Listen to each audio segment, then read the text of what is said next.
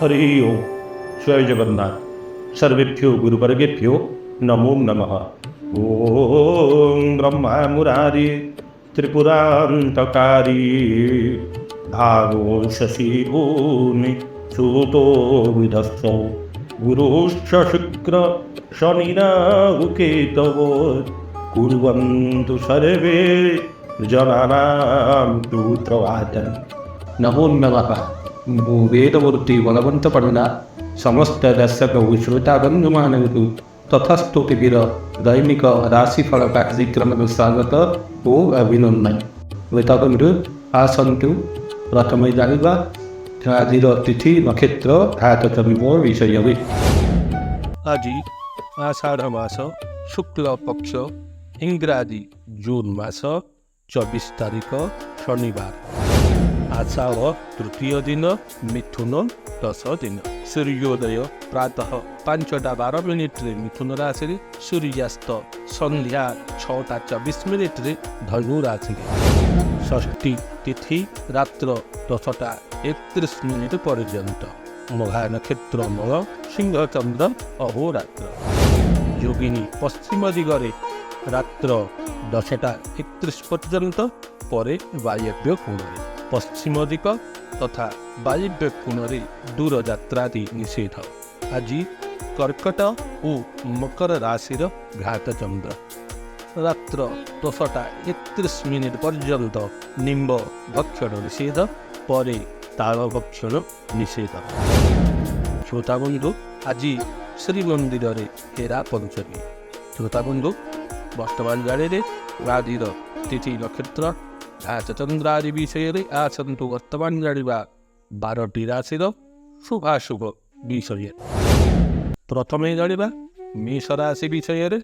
मेष राशि जात व्यक्ति मान आज आपण मैंने कौन व्यक्तिगत समस्या को नहीं पड़ोसी बंधु मान आलोचना करिपारंती। आज आपण मानकर कार्य विघ्न और मनरे हीनता देखा देवे। पारिवारिक जनित दुख देखा दे पारे। गृहिणी माँ मैंने छोट पिला और वृद्ध वृद्धा वयस्क वयस्का गृहिणी माँ मैंने छोट पिला किंबा गृहर वरिष्ठ मानकर स्वास्थ्य प्रति यत्नवान हुए। छात्र छात्री तथा बेकार युवक युवती भाई भौणी माने प्रतियोगिता परीक्षा निमित्त पढ़ा लेखार व्यस्त रहिबे। प्रतियोगितात्मक परीक्षा भल फल लाभ हो पारे। बेसरकारी कर्मचारी माने शरीर आज रोगाक्रांत देखा दे पारे। सरकारी कर्मचारी माने दूरस्थान यात्रा किंबा भ्रमण आदि योग रही।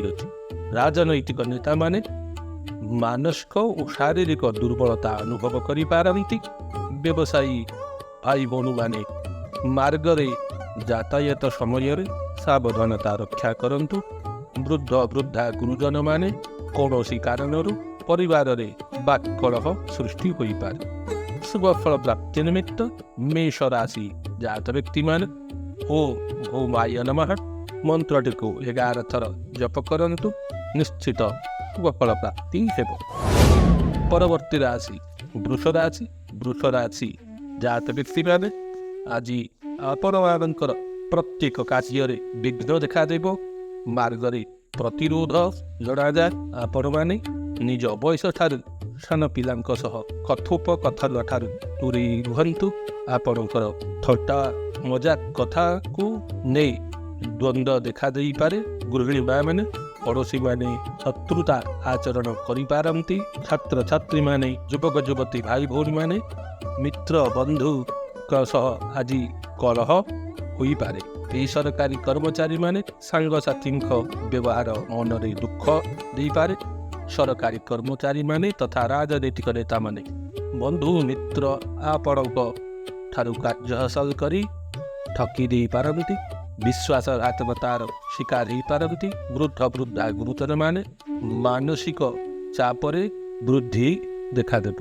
शुभ फल प्राप्ति निमित्त वृष राशि जात व्यक्ति माने ओ शुक्राय नमः मंत्रटी को 11 थर जप करंतु। निश्चित शुभ फल प्राप्ति हेब। परवर्ती राशि ମିଥୁନ ରାଶି ଜାତ ବ୍ୟକ୍ତିମାନେ ଆଜି ଆପଣଙ୍କ ଦିନଟି କର୍ମ ଚଞ୍ଚଳରେ ବିତିପାରେ। ଆପଣମାନେ ଆଜି ସମସ୍ତ ସୁଖର ଅଧିକାରୀ ହୋଇପାରନ୍ତି। ସ୍ତ୍ରୀମାନେ ସନ୍ତାନ ଜନିତ ସୁଖ କିମ୍ବା ସ୍ୱାମୀ ସୁଖରେ ବୃଦ୍ଧି ଘଟିବ। ଛାତ୍ରଛାତ୍ରୀ ତଥା ବେକାର ଯୁବକ ଯୁବତୀ ଭାଇ ଭଉଣୀମାନେ ବନ୍ଧୁ ମିତ୍ରଙ୍କ ଗୃହକୁ ଭ୍ରମଣ ଯୋଗ ରହିଅଛି। ବେସରକାରୀ କର୍ମଚାରୀମାନେ ପାରିବାରିକ ସୁଖରେ ବୃଦ୍ଧି ହେବ। ସରକାରୀ କର୍ମଚାରୀ ଓ ରାଜନୈତିକ ନେତା ତଥା ବୃଦ୍ଧ ବୃଦ୍ଧା ଗୁରୁଜନମାନେ ତୀର୍ଥସ୍ଥାନ ଦେବାଳୟ କିମ୍ବା ଦୂର ବନ୍ଧୁଙ୍କ ଗୃହକୁ ଯାତ୍ରା କରିପାରନ୍ତି। ଶୁଭଫଳ ପ୍ରାପ୍ତି ନିମିତ୍ତ ମିଥୁନ ରାଶି ଜାତ ବ୍ୟକ୍ତିମାନେ ଓಂ ବୁଧାୟ ନମଃ ମନ୍ତ୍ରଟିକୁ 11 ଥର ଜପ କରନ୍ତୁ। ନିଶ୍ଚିତ ଶୁଭଫଳ ପ୍ରାପ୍ତି ହେବ। ପରବର୍ତ୍ତୀ ରାଶି କର୍କଟ ରାଶି। କର୍କଟ ରାଶି ଜାତ ବ୍ୟକ୍ତିମାନେ ଆଜି ଆପଣମାନଙ୍କର ଘାତ ଚନ୍ଦ୍ର ଯୋଗ ରହିଅଛି। ବନ୍ଧୁ ମିତ୍ରଙ୍କ ଆଗମନକୁ ଅପେକ୍ଷା କରି ଦିନଟି ବିରକ୍ତମୟରେ ବିତିପାରେ। ଗୃହିଣୀ ମାମାନେ ପାରିବାରିକ ସମସ୍ୟାକୁ ନେଇ ଧନ ଖର୍ଚ୍ଚ ବୃଦ୍ଧି ହେବ। ଛାତ୍ରଛାତ୍ରୀମାନେ ନିଜର ମିତ୍ରବନ୍ଧୁଙ୍କୁ ଅପେକ୍ଷା କରି ମୂଲ୍ୟବାନ ସମୟ ନଷ୍ଟ କରିବେ। ବେକାର ଯୁବକ ଯୁବତୀ ଭାଇ ଭଉଣୀମାନେ ଅଯଥା ଖର୍ଚ୍ଚ କରିପାରନ୍ତି। ଖର୍ଚ୍ଚ କରି ମନ ଦୁଃଖ କରିପାରନ୍ତି। ସରକାରୀ କର୍ମଚାରୀମାନେ କାର୍ଯ୍ୟକ୍ଷେତ୍ରକୁ ଗମନ ସମୟରେ ମାର୍ଗରେ ସାବଧାନତା ସହ ଯାତାୟାତ କରନ୍ତୁ। ରାଜନୈତିକ ନେତାମାନେ ସମ୍ମାନରେ ବାଧା ଦେଖାଦେବ। ବ୍ୟବସାୟୀ ଭାଇ ଭଉଣୀମାନେ ଧନ ବ୍ୟୟ ଯୋଗ ରହିଅଛି। ବେସରକାରୀ କର୍ମଚାରୀ ଭାଇ ଭଉଣୀମାନେ ଆର୍ଥିକ ପରିସ୍ଥିତିକୁ ନେଇ ଚିନ୍ତିତ ରହିବେ। ବୃଦ୍ଧ ବୃଦ୍ଧା ଗୁରୁଜନମାନେ ସଞ୍ଚିତ ଧନ ଖର୍ଚ୍ଚ କରି ମନ ଦୁଃଖ କରିପାରନ୍ତି। ଶୁଭଫଳ ପ୍ରାପ୍ତି ନିମିତ୍ତ କର୍କଟ ରାଶି ଜାତ ବ୍ୟକ୍ତିମାନେ ଓಂ ସୋମାୟ ନମଃ ମନ୍ତ୍ରଟିକୁ 11 ଥର ଜପ କରନ୍ତୁ। ନିଶ୍ଚିତ ଶୁଭଫଳ ପ୍ରାପ୍ତି ହେବ। ପରବର୍ତ୍ତୀ ରାଶି ସିଂହ ରାଶି। ସିଂହ ରାଶି ଜାତ ବ୍ୟକ୍ତିମାନେ ଆଜି ଆପଣମାନଙ୍କର ଶ୍ରୀ ଚନ୍ଦ୍ର ଯୋଗ ରହିଅଛି। ଦିନଟି ସୁଖ ସନ୍ତୋଷ ସହ ଆତ୍ମତୃପ୍ତିରେ କଟିବ। ପରିବାର ସହ ହସ ଖୁସି ସୁସ୍ୱାଦ ଭୋଜନ ସୁଖାଦି ପ୍ରାପ୍ତ ହେବ। ଗୃହିଣୀ ମାମାନେ ଶରୀରରେ ଟିକେ ଆଳସ୍ୟ ଭାବ ଦେଖାଦେଇପାରେ। ଛାତ୍ରଛାତ୍ରୀମାନେ ଭାଇ ଭଉଣୀମାନଙ୍କ ସହ ହସ ଖୁସିରେ ଦିନଟି ବିତାଇ ପାରନ୍ତି। ଯୁବକ ଯୁବତୀ ଭାଇ ଭଉଣୀମାନେ ଖାଦ୍ୟ ପ୍ରତି ଲାଳାୟିତ ହୋଇପାରନ୍ତି। ରୁଚିକର ଖାଦ୍ୟ ଖାଇ ଶରୀରରେ ଆଳସ୍ୟତା ବୃଦ୍ଧି ହୋଇପାରେ। ସରକାରୀ କର୍ମଚାରୀମାନେ କାର୍ଯ୍ୟଚାପରୁ ଟିକେ ମୁକ୍ତି ମିଳିବା ଜଣାଯାଏ। ବେସରକାରୀ କର୍ମଚାରୀ ଭାଇ ଭଉଣୀମାନେ ସୁସ୍ୱାଦ ଭୋଜନ ସୁଖ ପ୍ରାପ୍ତ ହୋଇପାରେ। ରାଜନୈତିକ ନେତାମାନେ ଆର୍ଥିକ କ୍ଷେତ୍ରକୁ ମଜବୁତ କରିପାରନ୍ତି। ବ୍ୟବସାୟୀ ଭାଇ ଭଉଣୀମାନେ ଅଳ୍ପ ପରିଶ୍ରମ କରି ଲାଭବାନ ହୋଇପାରନ୍ତି। ବୃଦ୍ଧ ବୃଦ୍ଧା ଗୁରୁଜନମାନେ ପରିବାର ସହ ଦିନଟି ହସ ଖୁସି ସୁଖ ସନ୍ତୋଷରେ କଟିବା ଜଣାଯାଏ। ଶୁଭଫଳ ପ୍ରାପ୍ତି ନିମିତ୍ତ ସିଂହ ରାଶି ଜାତ ବ୍ୟକ୍ତିମାନେ ଓಂ ରବୟେ ନମଃ ମନ୍ତ୍ରଟିକୁ 11 ଥର ଜପ କରନ୍ତୁ। ନିଶ୍ଚିତ ଶୁଭଫଳ ପ୍ରାପ୍ତି ହେବ। ପରବର୍ତ୍ତୀ ରାଶି କନ୍ୟା ରାଶି। କନ୍ୟା ରାଶି ଜାତ ବ୍ୟକ୍ତିମାନେ ଆଜି ଆପଣମାନଙ୍କର ଧନ ବ୍ୟୟ ଯୋଗ ରହିଅଛି। ଆର୍ଥିକ ସମସ୍ୟା ଜନିତ ଦୁଃଖ ଦେଖାଦେଇପାରେ। ଗୃହିଣୀ ମାମାନେ ପାରିବାରିକ ସମସ୍ୟାରେ ଧନ ଖର୍ଚ୍ଚକୁ ନେଇ ମନ କଷ୍ଟ ଦେଖିବାକୁ ମିଳିବ। ଛାତ୍ରଛାତ୍ରୀମାନେ ଅଯଥା ସମୟ ନଷ୍ଟ କରିପାରନ୍ତି। ଯୁବକ ଯୁବତୀ ଭାଇ ଭଉଣୀମାନେ ବୃଥା ପରିଶ୍ରମ କରି ଶରୀର କଷ୍ଟ ଭୋଗିପାରନ୍ତି। ସରକାରୀ କର୍ମଚାରୀମାନେ ଅଯଥା ଧନ ବ୍ୟୟ ପ୍ରତି ଯତ୍ନବାନ ହୁଅନ୍ତୁ। ରାଜନୈତିକ ନେତାମାନେ ବୃଥା ଅଭ୍ୟର୍ଥନାର ଖର୍ଚ୍ଚାନ୍ତ ହୋଇପାରନ୍ତି। ବ୍ୟବସାୟୀ ଭାଇ ଭଉଣୀମାନେ ଅଧିକ ପରିଶ୍ରମ ସହ ବାଣିଜ୍ୟରେ କ୍ଷତି ଦେଖିବାକୁ ମିଳିବ। ବେସରକାରୀ ଭାଇ ଭଉଣୀମାନେ ବନ୍ଧୁବାନ୍ଧବୀଙ୍କ ସହ ଅଯଥା ଭ୍ରମଣ କରି ଦୁଃଖିତ ହୋଇପାରନ୍ତି। ବୃଦ୍ଧ ବୃଦ୍ଧା ଗୁରୁଜନମାନେ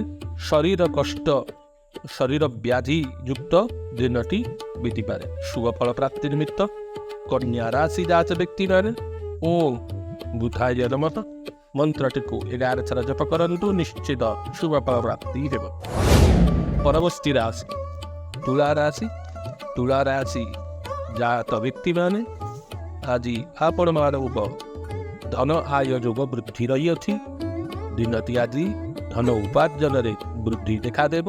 ଗୃହିଣୀ ମାମାନେ କୌଣସି ଖାଦ୍ୟଶସ୍ୟ ବିକ୍ରୟ କରି ଲାଭବାନ ହୋଇପାରନ୍ତି କିମ୍ବା କୌଣସି ଶୁଭ କାର୍ଯ୍ୟରେ ଯୋଗ ଦେଇ ପ୍ରଶଂସାର ପାତ୍ର ହୋଇପାରନ୍ତି। ଛାତ୍ରଛାତ୍ରୀ ତଥା ବେକାର ଯୁବକ ଯୁବତୀ ଭାଇ ଭଉଣୀମାନେ ଆଜି ପ୍ରତିଯୋଗିତାତ୍ମକ ପରୀକ୍ଷାରେ ଭାଗ ନେଇ ସଫଳ ପ୍ରାପ୍ତ ହେବ।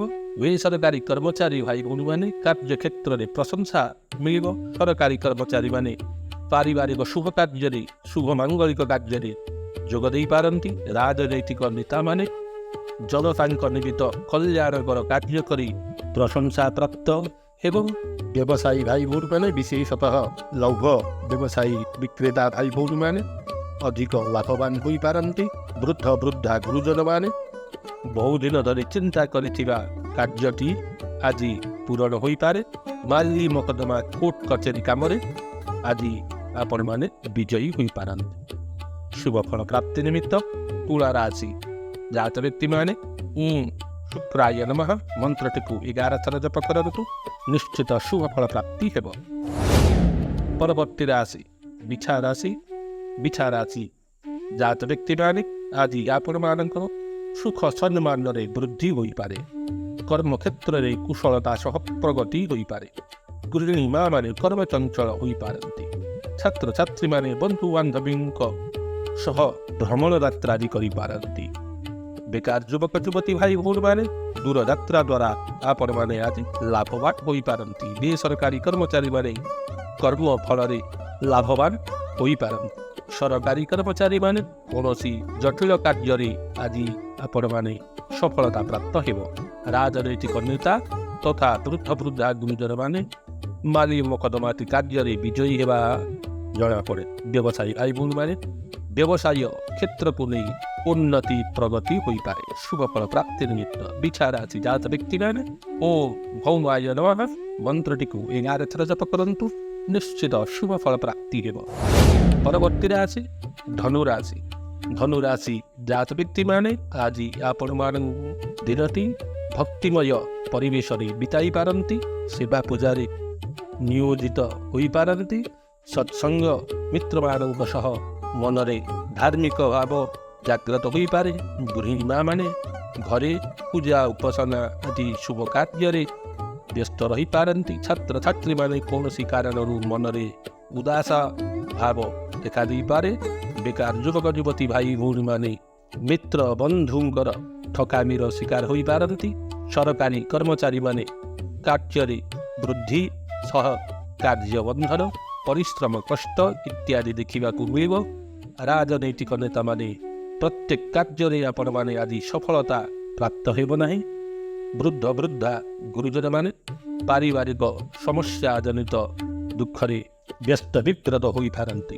ଶୁଭଫଳ ପ୍ରାପ୍ତି ନିମିତ୍ତ ଧନୁରାଶି ଜାତ ବ୍ୟକ୍ତିମାନେ ବୃହସ୍ପତୟ ନମଃ ମନ୍ତ୍ରଟିକୁ 11 ଥର ଜପ କରନ୍ତୁ, ନିଶ୍ଚିତ ଶୁଭଫଳ ପ୍ରାପ୍ତି ହେବ।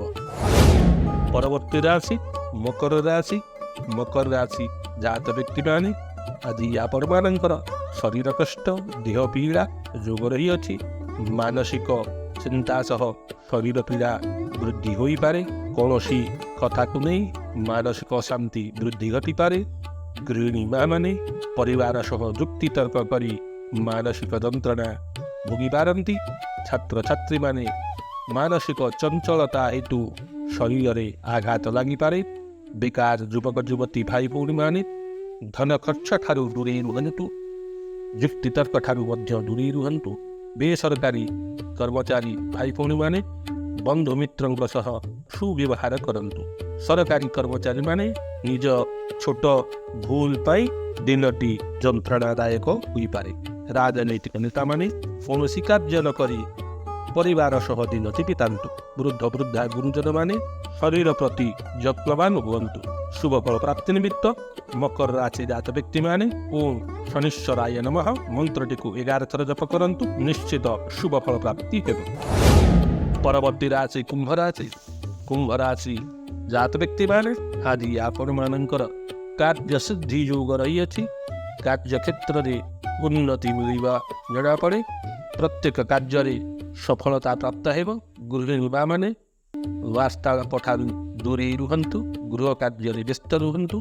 ଛାତ୍ରଛାତ୍ରୀମାନେ ଅଯଥା ସମୟ ନଷ୍ଟ ନ କରି ପଠନ ପାଠନରେ ମନ ଲଗାନ୍ତୁ। ବେସରକାରୀ କର୍ମଚାରୀମାନେ ଅଯଥା ବାଦ ବିବାଦ ଠାରୁ ଦୂରେଇ ରୁହନ୍ତୁ। ସରକାରୀ କର୍ମଚାରୀମାନେ ବାର୍ତ୍ତାଳାପରେ କଠୋରତା ଦେଖାଦେଇପାରେ। ରାଜନୈତିକ ନେତାମାନେ ବ୍ୟବହାରରେ କୁଶଳତା ଅବଲମ୍ବନ କରନ୍ତୁ। ବୃଦ୍ଧ ବୃଦ୍ଧା ଗୁରୁଜନମାନେ ଦୂରଯାତ୍ରା କରନ୍ତୁ ନାହିଁ। ଶୁଭ ଫଳ ପ୍ରାପ୍ତି ନିମିତ୍ତ କୁମ୍ଭ ରାଶି ଜାତ ବ୍ୟକ୍ତିମାନେ ଓମ୍ ଶନେଶ୍ୱରାୟ ନମଃ ମନ୍ତ୍ରଟିକୁ 11 ଥର ଜପ କରନ୍ତୁ, ନିଶ୍ଚିତ ଶୁଭ ଫଳ ପ୍ରାପ୍ତି ହେବ। ପରବର୍ତ୍ତୀ ରାଶି ମୀନ ରାଶି।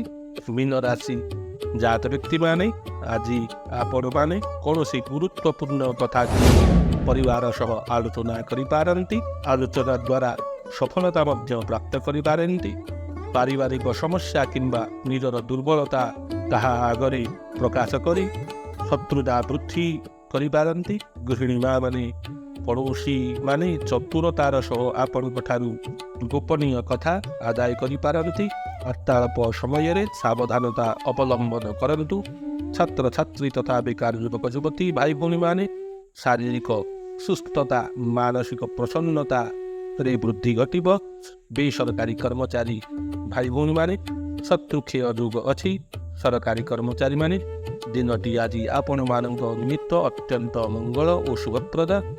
ରାଜନୈତିକ ନେତାମାନେ ପୁରାତନ ଶତ୍ରୁ ମିତ୍ରତା ସମ୍ପର୍କରେ ବାନ୍ଧି ହୋଇପାରନ୍ତି।